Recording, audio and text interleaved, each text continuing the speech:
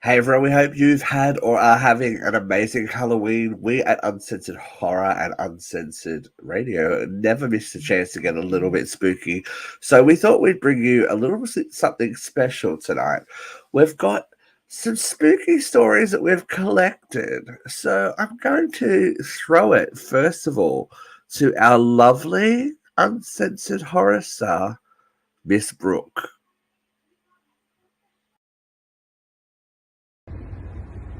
Hi guys, happy Halloween.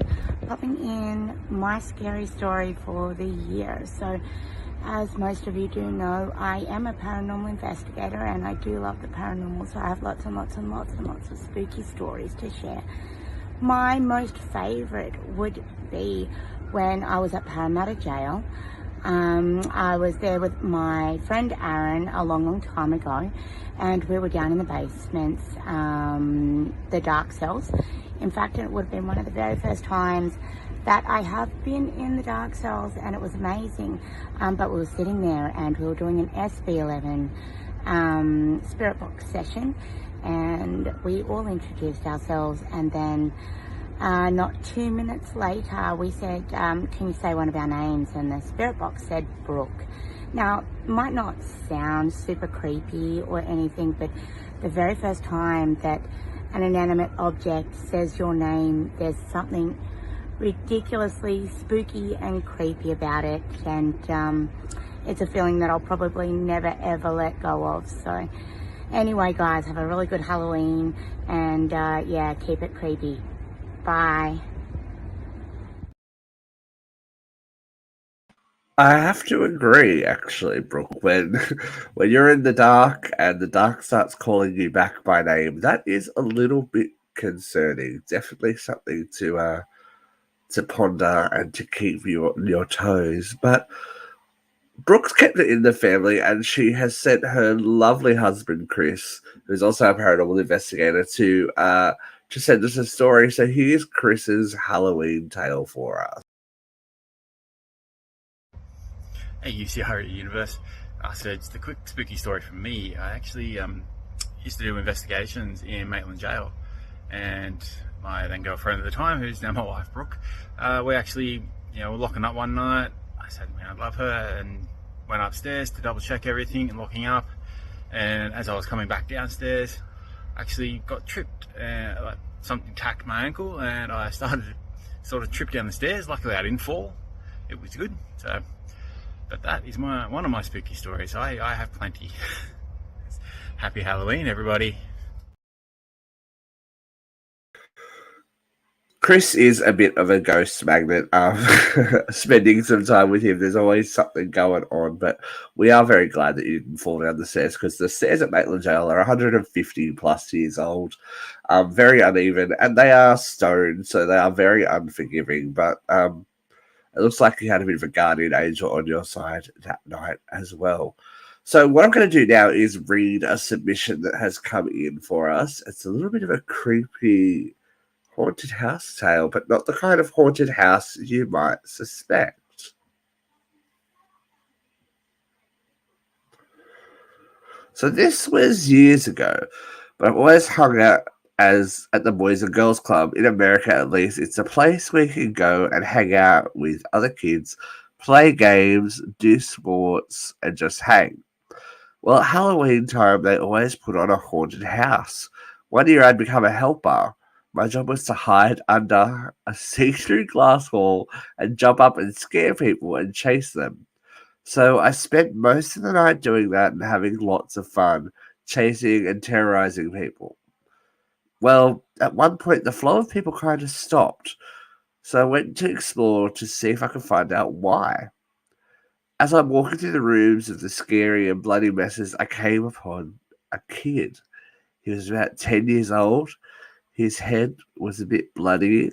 One eye seemed completely red and bloody, so I figured he was part of the kids helping scare people. So I was like, hey, what's up? Did the people stop? He just looked a bit confused and kind of did a dog tilting his head to the left thing. I waited a few minutes and decided to move on and figure out why the people had stopped. I finally made it out the front where the adults in charge were standing and laughing around and talking. So I go up to them and I'm like, where's the people? They were like, oh, we're taking a break so everyone can use the restrooms to get water. I'm like, oh, cool. I'll go and tell them, tell the bloody kid back back a few rooms. They all looked at me like I was crazy. So I said, why are you all looking at me like I'm crazy? They were like, there's no bloody kid working in the haunted house. So I described what he looked like and stuff, and they were like, yeah, no kid like that here.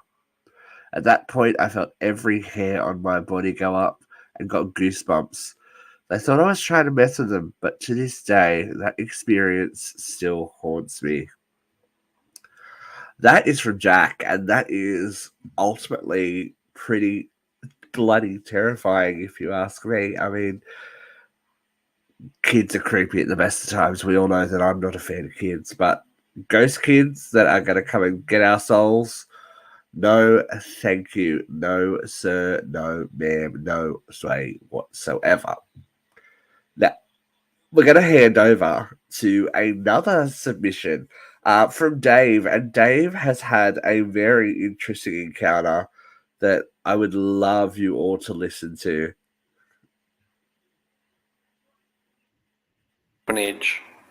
In Bathurst.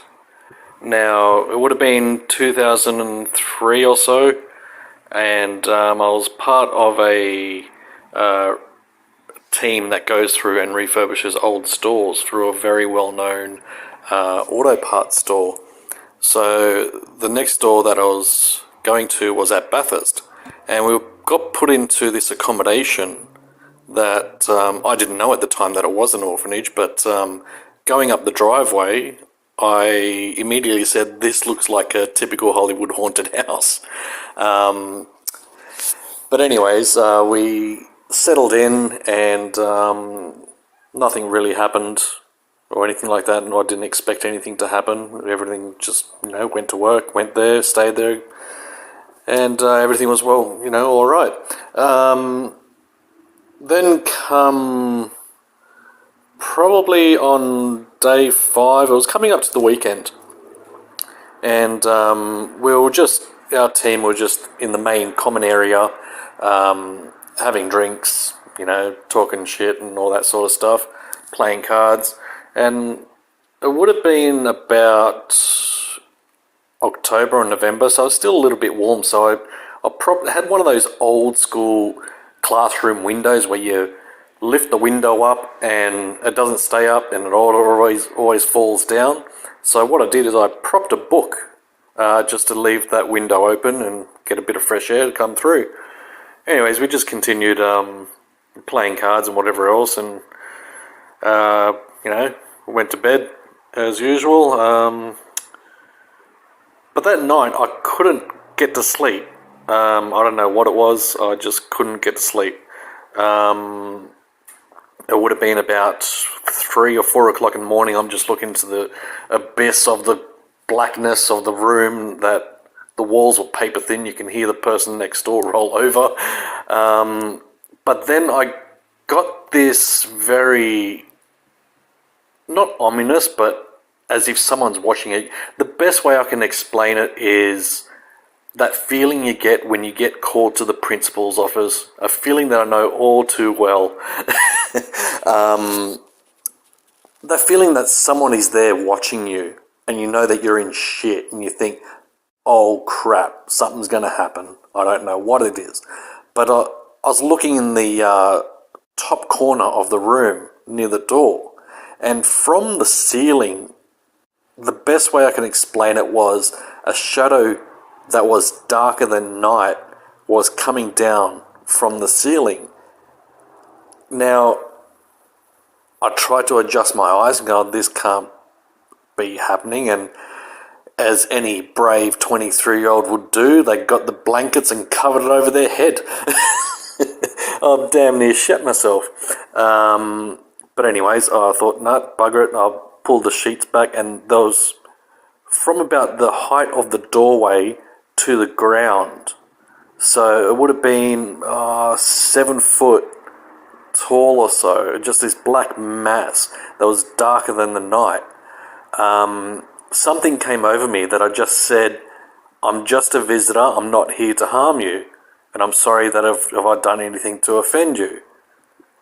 Then all of a sudden, a big weight had lifted off my shoulders, as if, how can I explain it, like a big sigh of relief, but it came from all the way from my toes to the top of my head, and as if it kept on going. And the shadow dissipated, which was, I thought, okay, I don't know what made me say that, but I just felt like saying that. And I thought, okay, well, that was a bit weird, 3:30, 4 o'clock in the morning. Okay, no worries. So I try to get back to sleep again, and a good 5 minutes later, the window that I propped open slammed shut. There's no way that window would have closed. I have no explanation for that. In the morning, I got up and I saw the book on the floor. Anyways, that weekend, we went down to the pub, the local pub and that, and having a chat to a couple of locals. Going, oh yeah, where are you guys staying at, where are you from, this and that, and general chit-chat. And I say, yeah, we're staying at this place just near Mount Panorama there. It looks like a typical Hollywood haunted house. And the guy that I was talking to is like, no way. You're kidding me, right? Like, no, it's an amazing place, And he goes, well, you do realise that it is haunted. I go, oh, okay, well, that explains something that happened the other night. And he's like, you're fucking kidding me. He calls over his mate and his mate to come over and listen to my story. And I'm like, what's the big deal? Like, I don't know what it is. He goes, dude, you just got visited by the nun. I go, okay, what nun? He goes, yeah, there was a nun that haunts that place. And it's been said that there's a little girl that had died there as well. And I'm like, okay, well, that doesn't really make much sense. But anyways, I didn't think nothing of it. I thought, okay, I got visited by a ghost. Sure, no worries. But the thing is that it played on my mind for many years that I've tried to find some answers to. And to be honest, this story is still going on. I needed to get some closure to understand what had happened. So not long ago, I revisited there. And I wanted to find out what that place was. And not long ago, I did learn that it was an orphanage. And through a little bit of research on Trove, I did find that there was a sister that was a teacher there, that she had died in Bathurst, but she was a very well-known, very well-respected teacher, that she was a nun, that came from a good family from Maitland. And that just sent me down a further rabbit hole to want to go back there and investigate. So, in a way, this story is still to be continued.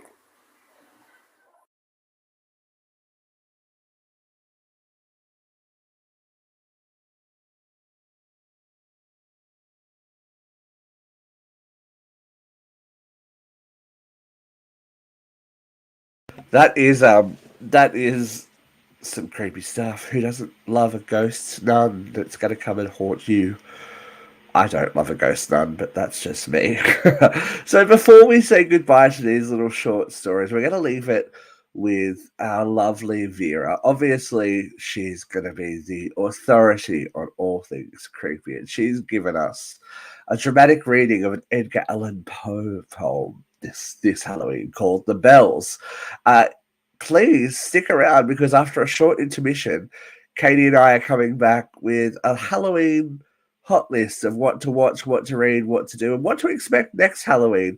So thank you for joining us with this little teaser, this little Halloween tidbit, and we will see you again soon, very soon, on Uncensored Horror and Uncensored Radio. Enjoy. Alarm of the bells. brazen bells. What tale of terror now their turbulency tells? In the startled ear of the night, how they scream out their affright. Too much horrified to speak, they can only shriek, shriek. Out of tune, in a clamorous appealing to the mercy of the fire, in a mad expostulation with the deaf and frantic fire.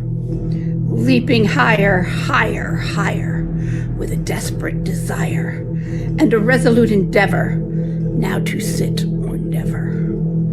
By the side of the pale-faced moon, oh, the bells, bells, bells. What a tale of terror tells, of despair, how they clang and clash and roar. What a horror they outpour on the bosom of the palpating air. Yet the ear, it fully knows, by the twanging and the clanging, how the danger ebbs and flows. Yet the ear distinctly tells, in the jangling of the bells, and the wrangling, how the danger sinks and swells, by the sinking or the swelling in the anger of the bells, of the bells, of the bells, bells, bells, bells, bells, bells, bells, in the clamor and the clangor of the bells. Hear the tolling of the bells, iron bells. What a world of solemn thought their monody compels.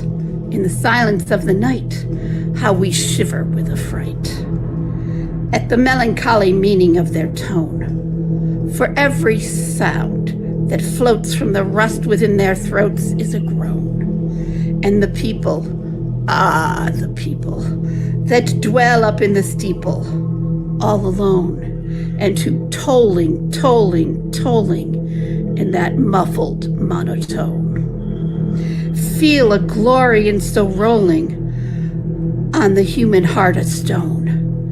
They are neither man nor woman, they are neither brute nor human, they are ghouls, and to their king it is who tolls, and he rolls, rolls, rolls, rolls, rolls.